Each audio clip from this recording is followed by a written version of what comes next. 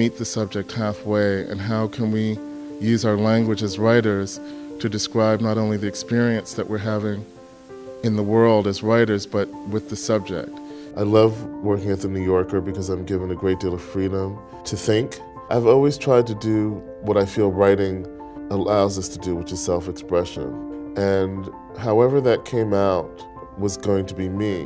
One of the ways in which White Girls as a title started to feel significant to me was because when I worked in fashion, they would always refer to the black models as the black girls, and I never understood what that meant.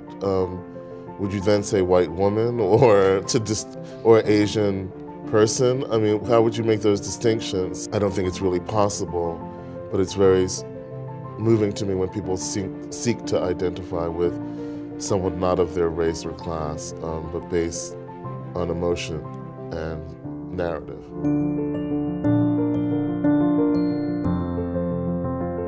Sometimes conditions that the ideas come from are compelled into being by intense kind of awareness of whether a political or social dilemma, and they can also come from dreams that are worthy of being realized as works of art. 30% of the childhood population of New Orleans is blood poisoned with lead.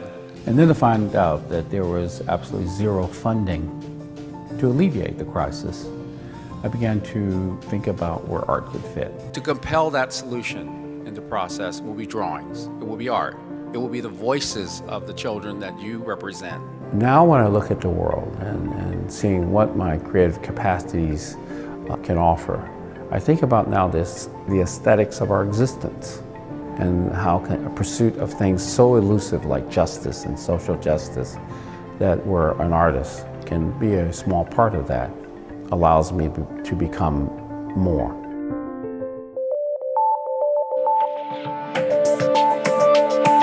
What I'm really not so interested in is kind of formalist artistic practices. It's just not my thing. What I try to argue from a scientific standpoint is how in a sense, capitalist exploitation of all forms of life, including other humans, becomes a form of predation. When you look at how much there was, how many ways in which the story of race was being told in photographs, how many different kinds of images, how many of them were not necessarily about wanting to be racist, but about wanting to be curious, about wanting to imagine racial scenes that were known to be taboo in the culture. If the Cuban government hadn't done such a good job with art education, they wouldn't have to deal with artists who were challenging them all the time. We're talking about people constantly being put in prison for doing cultural things of a political nature.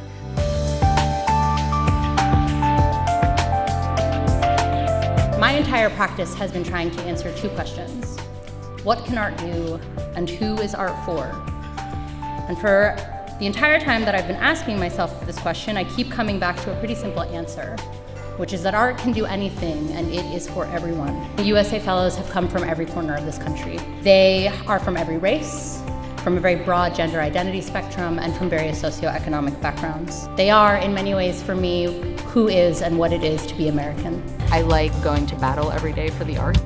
We are a museum without a building, we are a museum without a collection, but we are a museum with a hell of a lot of high hopes and goals. The Contemporary was founded in 1989, and it was very much at that point founded to be intentionally nomadic. It's overwhelming to think of the whole city as one big museum.